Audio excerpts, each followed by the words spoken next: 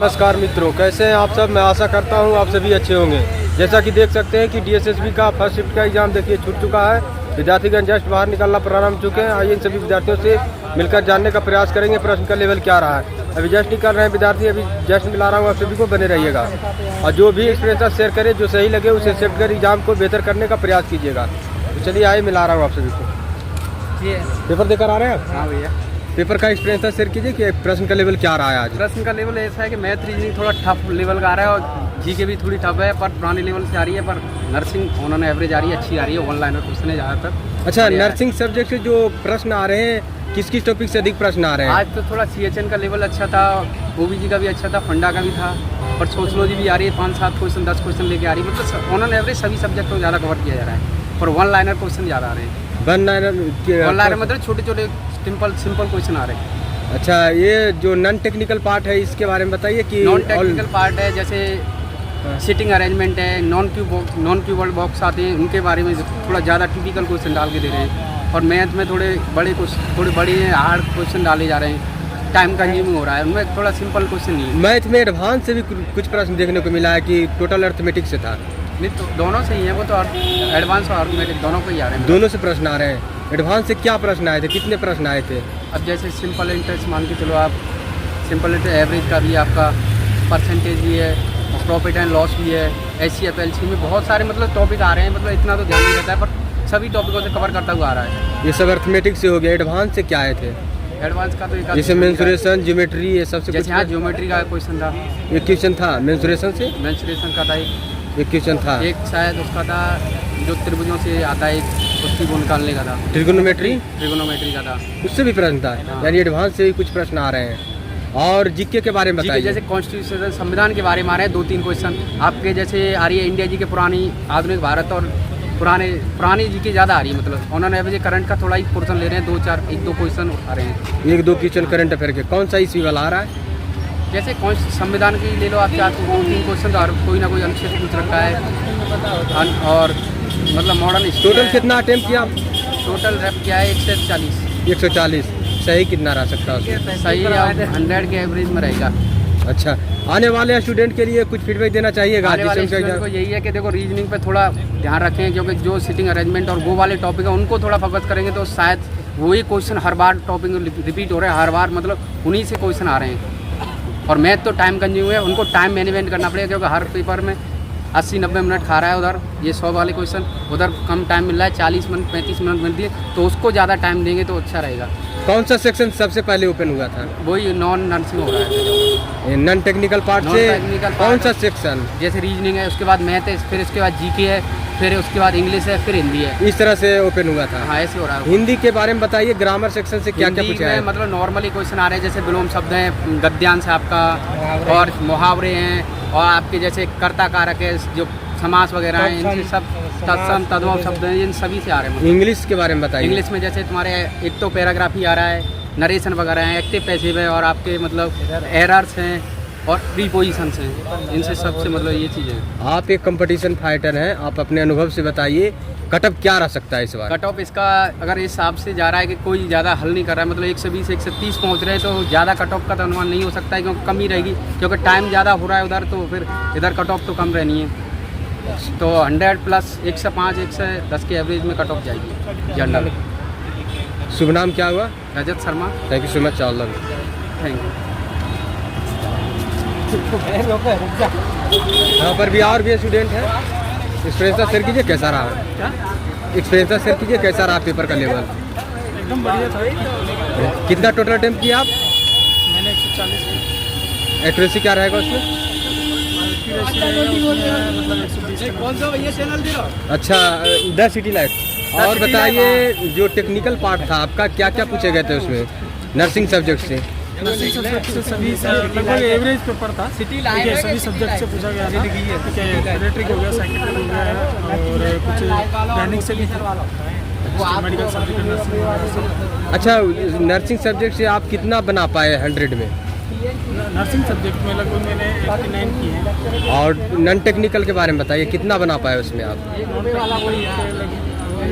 देख लीजिए आप, मुझे 89 अगर नर्सिंग के किए हैं तो नॉन टेक्निकल में कितना अच्छा अच्छा। तो बताइए नॉन टेक्निकल में कौन सा सेक्शन आपको लगा इजी, मॉडरेट या कैलकुलेटिव टाइप का? देखिए जीके को तो मतलब टच ही नहीं किया है, ठीक है। अच्छा। हाँ, जीके नहीं समझ में आती है। और दूसरा जीके जो पढ़े थे उससे भी आउट ऑफ था कि जो पढ़े थे वही था कंफ्यूजन वाले? इसमें देखिए ऐसी कोई सिलेबस तो है नहीं, फिक्स टॉपिक नहीं है कि इस टॉपिक से जीके आएगी, ठीक है। अच्छा। जीके का कोई पारावार है नहीं, आप भी जानते हैं, अच्छा। ठीक है। तो मैथमेटिक्स ठीक समझ में आ गई है, रीजनिंग ठीक समझ में आई है, इंग्लिश हिंदी ठीक है।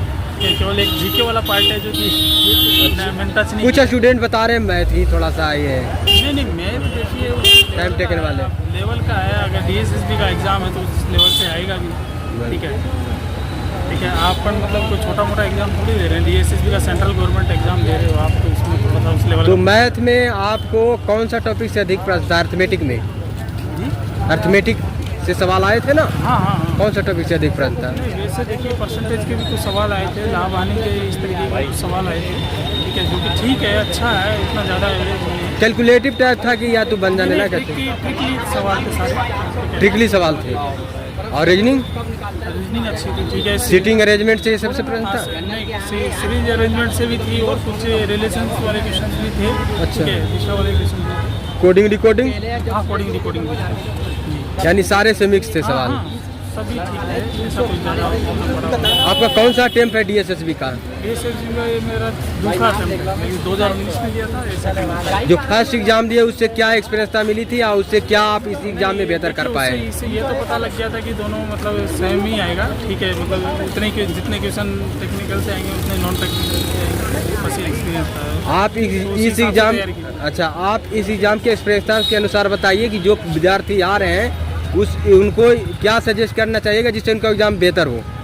देखिए उनसे यही कहना है कि इसमें वैसे भी नॉर्मलाइजेशन होगा, ठीक है। अच्छा। तो जैसे कि इतने लगभग 1 महीने तक ये एग्ज़ाम चलेगा, ठीक है। 12 सितंबर तक इसका लास्ट एग्ज़ाम है, ठीक है। उस हिसाब से नॉर्मलाइजेशन इसके अंदर रहेगा। लेकिन मैं यही कहना चाहूँगा कि नॉन टेक्निकली इसमें सबसे बेस्ट रहेगा, ठीक है। क्योंकि टेक्निकल तो सभी को आता है, ठीक है। नॉन टेक्निकल अगर सिलेक्शन लेना है तो नॉन टेक्निकल को अटेम्प्ट करना पड़ेगा। All the best brother.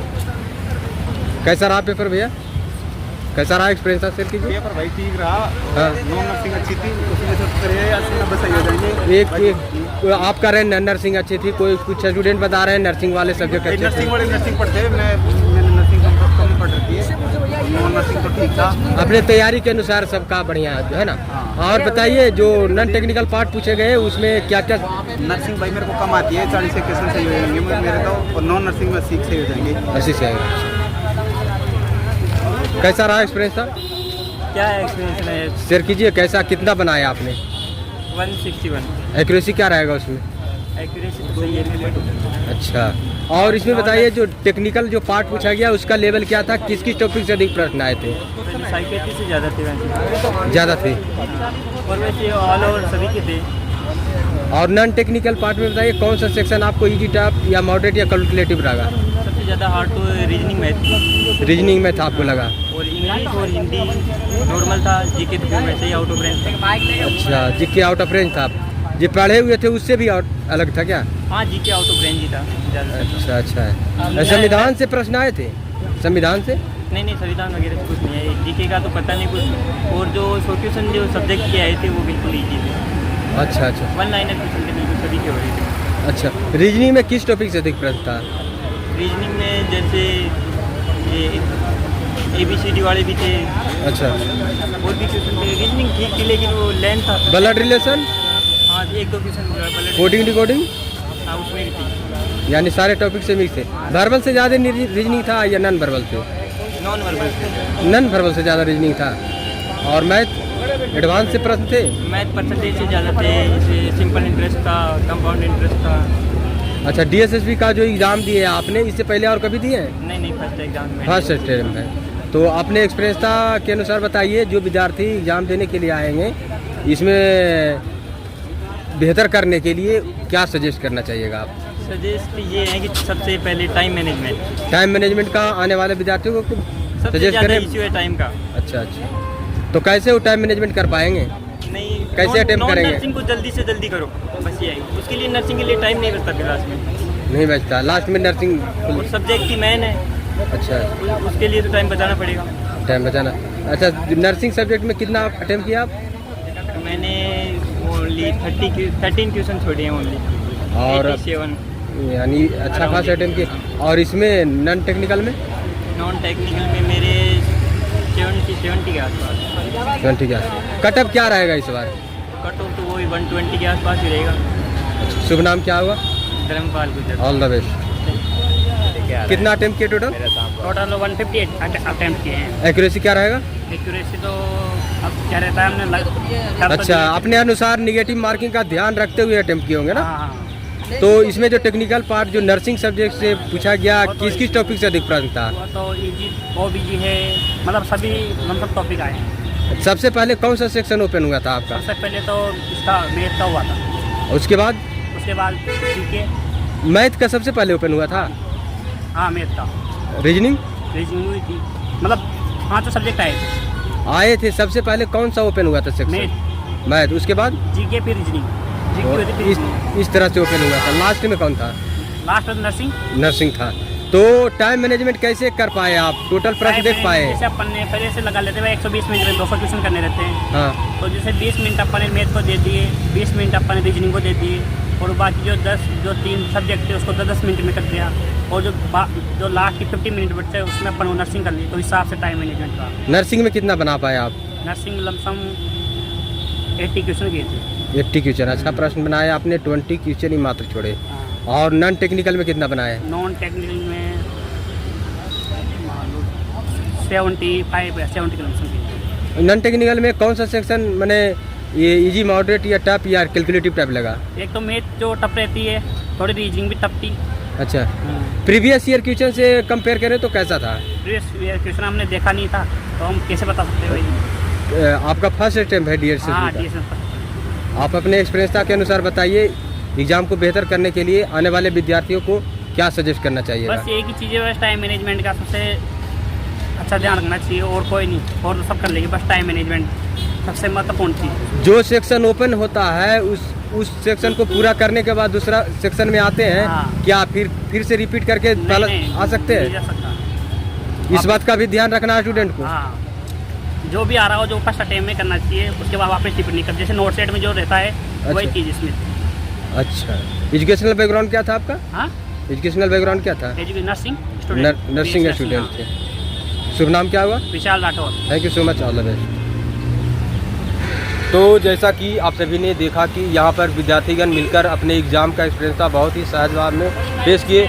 उन्होंने बताया कि नॉन टेक्निकल में क्या पूछे गए और टेक्निकल में क्या पूछे गए, सारे जानकारी दिए हैं। और जो भी आपको इन विद्यार्थियों से एक्सपीरियंस था हासिल हुआ, और जो सही लगे उसे एक्सेप्ट कीजिए, एग्ज़ाम को बेहतर कीजिए, और वीडियो को ज़्यादा से ज़्यादा शेयर कीजिए, सारे विद्यार्थियों तक वीडियो पहुँचे।